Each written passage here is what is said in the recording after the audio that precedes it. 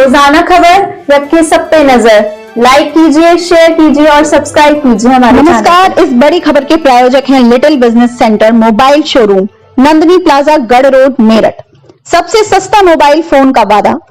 Apple, Vivo, Samsung, Redmi, Realme, Oppo का phone आज ही खरीदें और पाएं आकर्षक गिफ्ट्स। कॉल करें अनुराग बंसल 9897142222। यत्य नारस्तु पूजन्ते रमन्ते तत् देवता। जहाँ नारियों की पूजा होती है उस घर में देवता निवास करते हैं। सवाल ये है कि आखिर नारियों के ऊपर जो प्रताड़ना है, मैरिज के बाद बच्चों की याद आती है तो कभी अपने ऊपर हुए जुल्म सितम की याद आती है। रात भर करवटें बदल कर, आँखों में आंसू निकाल कर और दर्द से अपनी ज़िंदगी की कहानी हमारे साथ वो मौजूद हैं जो दिव्या तोमर। कुछ क्या बहुत कुछ है इनके साथ और वाकई हम आज उतना बता पाएंगे कि नहीं, क्योंकि हमें सुनकर उतनी जो घर पे ही हैं उनका भी डाइवोर्स हो चुका है। पहले 6-7 साल हो गए, वे भी घर पे रहती हैं।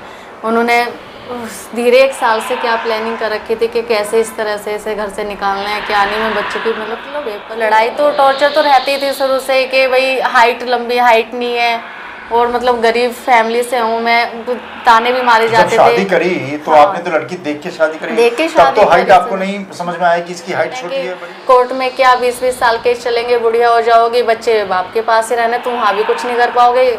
ये भी धमकी दी जाती है कि केस बाप से ले लो वरना तुम ढाई फैमिली है तुम्हारी, मतलब 4 लाख रुपए 2 लाख रुपए किसी को दे के तुम्हें खत्म ही करना। नमस्कार, रोजाना खबर में आप सभी का हार्दिक स्वागत है। मैं हूँ भास्कर विभूति।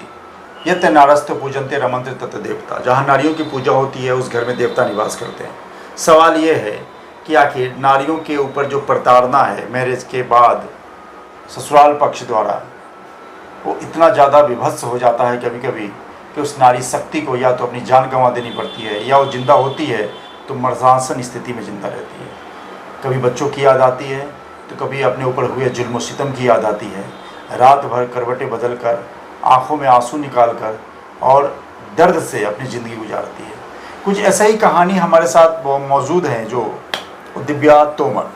कुछ क्या बहुत कुछ है इनके साथ और वाकई हम आज उतना बता पाएंगे कि नहीं, क्योंकि हमें सुनकर उतनी सिहरन हो गई मुझे भी कि जिस तरीके से एक सभ्य समाज की परिकल्पना की जाती है जिसमें मानव के प्यार के बीच मर्द और औरत की जो एक जिंदगानी बनाई गई है उसमें औरत को प्रताड़ना और कष्ट और जिस तरीके से तमाम ऐसे दुश्वारियों से गुजरना पड़ता है जिसको सुनकर सिहरन हो जाती है। कुछ ऐसे ही दर्द भरी कहानी को लेकर हम आपके सामने मौजूद हुए हैं दिव्या तोमर की। दिव्या तोमर प्रतापपुर के पास रिठानी की रहने वाली हैं और इनके फादर तो अब नहीं हैं, लेकिन एक लड़की, एक महिला के पिता के बाद पति का साया होता है, क्योंकि एक महिला की ज़िंदगी में 2 मर्द आते हैं जो उनके लिए बल प्रदान करते हैं, एक पिता और एक पति। पिता अब नहीं है लेकिन पति ने भी मार पीट कर घर से भगा दिया और यहाँ तक जुल्म सितम किए कि नाबालिग छोटी छोटी एक बेटा और बेटी को भी अपने कब्जे में रख रखा है, जिसके तर्पण में यह आज भी रोने को विवश है। तो सीधे हम दिव्या तोमर से रूबरू होते हैं और इस दर्द भरी कहानी के कुछ अंश को आपको बताते हैं कि आखिर समाज कहाँ जा रहा है। नमस्कार दिव्या जी, कैसे हैं आप? ठीक है। आप कहाँ रहती हैं? पहले मैं के पक्ष क्या बताइए कि आप कहाँ की रहने वाली हैं, पिताजी का क्या नाम है और कब मैरिज हुई आपकी? वैसे रहने वाले तो हम बड़ौत के हैं पर अभी फ़िलहाल मतलब हम रिठानी रहते हैं। मम्मी हैं, भाई हैं, बड़ी मैं ही हूँ। शादी के बाद, शादी को भी 9 साल हो गए, 2016 में 2 मार्च को हुई थी। एक बेटा है 4 साल का, बेटी है 6 साल की है। तो जुल्म कब से शुरू हुआ, कैसे शुरू हुआ? कुछ तो मतलब स्टार्टिंग से मतलब रहते तो है, स्टार्टिंग से कहाँ प्रॉब्लम मैरिज थी कहाँ घर हुई में। मोड़ सदरपुर है, मवाना के पास। अच्छा, पति क्या करते हैं? अब फिर तो मैनकाइंड फार्मा में सीनियर मैनेजर थे, अब उन्होंने खुद की कंपनी करके ली है। मुझे कुछ नहीं पता रहता उनके बारे में इतना। ननंद हैं जो घर पे ही हैं, उनका भी डाइवोर्स हो चुका है। पहले 6-7 साल हो गए, वे भी घर पे रहती हैं।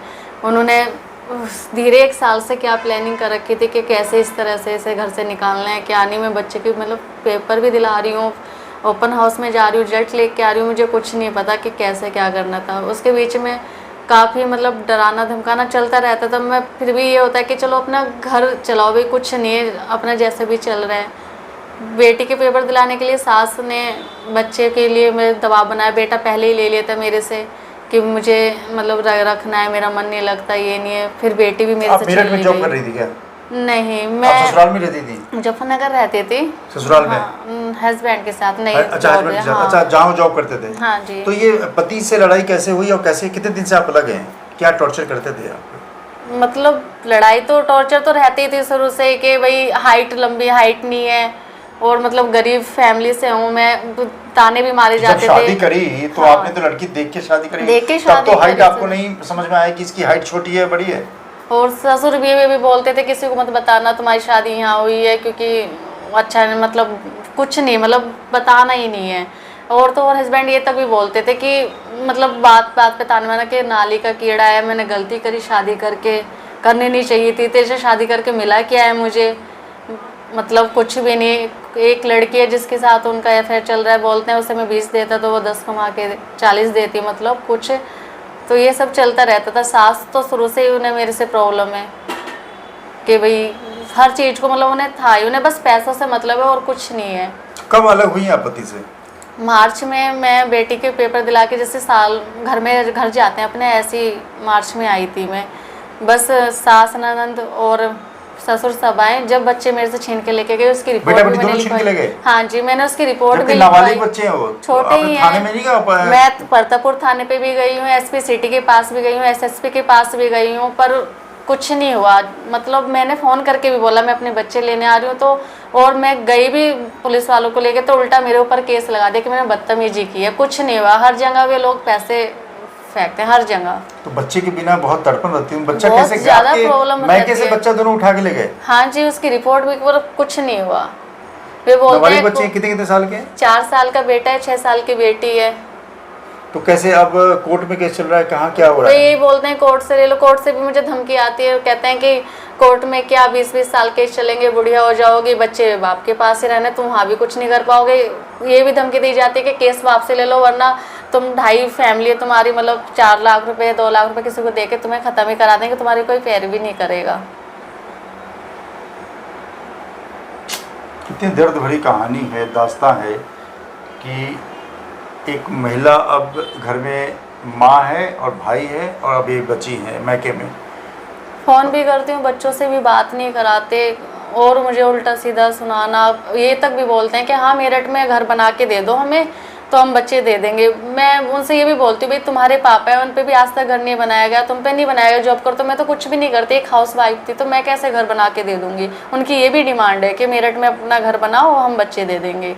मतलब एक मर्द बेगैरत होता है तब जब अपने ससुराल से और अपने हाथ की कुव्वत में धन कमाने की शक्ति नहीं होती है। तो एक अबला नारी, जिसे अबला ही कह सकते हैं, पिता तो है नहीं तो अबला ही कहेंगी, क्योंकि पति भी धमकी दे रहे हैं, पिता है नहीं तो कहाँ से करेंगी और क्या करेंगी। सवाल है कि आखिर परिवार के ताने बाने को छीन करके उस पुरुष को क्या मिल रहा है, एक माँ से अपने बच्चों को अलग करके क्या मिल रहा है। कोर्ट में केस है, लेकिन सामाजिकता के तौर पर भी बड़ी चीज़ है कि आखिर जो कुछ समाज के लोग देख रहे हैं। पुलिस प्रशासन से भी ये कहने की कोशिश मैं करना चाहता हूँ, उम्मीद है हमें कि कम से कम इस माँ को अपने बच्चों से जरूर मिला जाए, क्योंकि बच्चे 18 साल के जब तक नहीं होते हैं तब तक कानूनी तौर पर कस्टोडियल कस्टडी जो होती है वो माँ की होती है। ऐसे में इस अबला नारी की सुनवाई कौन करेगा? आखिर ये कहाँ जाएगी और किस तरीके से अपना जीवन यापन करेगी और किस तरीके से अपने बच्चों को देखभाल करेगी? तो अब क्या कोई तरीके से कोशिश नहीं होती कि बच्चों से मिले, या कभी गई ना ससुराल में? गई हूँ, मैं बता तो रही हूँ, गई हूँ पुलिस वालों को लेके, उल्टा मेरे ऊपर केस डाल दिया। मैं और थाने में तारीख पे जा रही हूँ कि तुमने बदतमीजी करी, मैंने कुछ नहीं करा। उल्टा जबकि गई हूँ आराम से, मैंने अपने बच्चों से मिलने के लिए क्या, बच्चे लेके भाग जाते हैं। मुकदमा है कि आपने वहाँ बदतमीजी करी? हाँ, उन्होंने इनका मुकदमा दर्ज हो गया पुलिस में और इनके मतलब ये बदतमीजी करेंगी, मतलब उस अपने ससुराल में जाके सबके बीच में। बच्चों से भी 5-6 महीने हो गए, बच्चों से देखना तो दूर, वीडियो कॉल भी करती हूँ तो मैं कुछ मतलब नहीं, बात तक नहीं कराते हैं। 1 महीने से तो मैंने वो आज भी नहीं सुनी उनकी आवाज़ कैसे है कैसे नहीं है, कुछ नहीं पता मुझे। खैर, जो भी सामाजिक लोग देख रहे हैं या जो भी पुलिस प्रशासन के लोग देख रहे हैं, समाज के ताने वाले को, या हो सकता है इनके पति भी देख रहे हो इस वीडियो को, तो कम से कम इस बात को मनन करें आंख बंद करके कि इस महिला के ऊपर से एक पिता का साया नहीं है। ज़िंदगी छोटी सी है, हंस खेल के गुजार ली जाए, क्योंकि अपने हाथ में कुव्वत होनी चाहिए घर बनाने की, महल बनाने की और साजो सामान जमा करने की। एक अबला नारी को आप परेशान करके क्या हासिल कर लेंगे और इसको हटा के क्या हासिल कर लेंगे। दिव्या तोमर की ये कहानी बेशक अभी संक्षिप्त है, लेकिन आपको हिलाने के लिए बहुत है, आपको झकझोरने के लिए बहुत है कि 30-35 साल की इस लड़की के सर पे न पति का साया है न पिता का। सवाल है जो बच्चे थे, एक बेटा एक बेटी, उनको भी दूर कर दिया गया, यानी कि एक मछली को पानी से बाहर निकाल कर तड़पने के लिए छोड़ दिया गया। सवाल है इस तड़पण को कौन देखेगा। समाज और सोसाइटी के वो तमाम लोगों के चेहरे पर एक बड़ा सवाल है कि आखिर दिव्या तोमर एक जाट समुदाय से बिलोंग करती हैं, लिहाजा जाट समुदाय के लोगों से भी कुछ उम्मीद है। और मैं भी कोशिश करूँगा कि इस घटना को, इस परिघटना को और इस पूरे मामले को देखें और संभवतः परिवार को मिलाने की कोशिश करें। ये थी हमारी दिव्या तोमर की कहानी और सवाल है कि इस कहानी से लाखों महिलाएं एक सबक लें कि अपने आप को हौसला रखें, अपने कदम को मजबूत रखें, ताकि जब बुरा वक्त आए तो पति से या तमाम लोगों से डटकर मुकाबला करें। नमस्कार। के प्रायोजक हैं little business centre mobile showroom, Nandini plaza, गढ़ रोड, मेरठ। सबसे सस्ता मोबाइल फोन का वादा। Apple, Vivo, Samsung, Redmi, Realme, Oppo का फोन आज ही खरीदें और पाएं आकर्षक गिफ्ट्स।